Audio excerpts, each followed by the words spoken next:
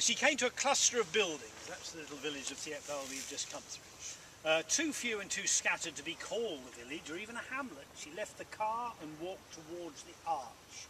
In front of it was a lush lawn, cropped and formal in the English style, with a gravel path between its trimmed edges.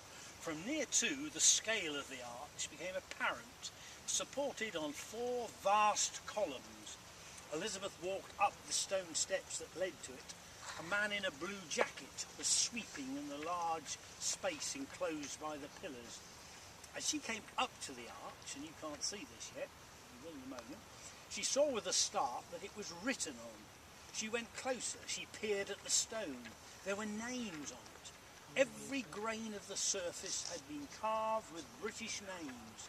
Their chiselled capitals rose from the level of her ankles to the height of the great arch itself. On every surface of every column, as far as her eyes could see, there were names reeling over surfaces of yards of the furlongs of stone. She moved through the space beneath the arch where the man was sweeping.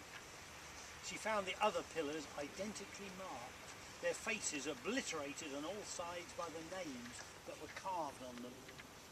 Who are these? She gestured with her hand. These? The man with the brush sounded surprised. The lost. Men who died in this battle? No, the lost, the ones they didn't find. The others are in the cemeteries. Can you suggest the unfound? She looked at the vault above her head and then around in panic, the endless writing, as though the surface of the sky had been papered in footnotes. When she could speak again, she said, "From the whole war?"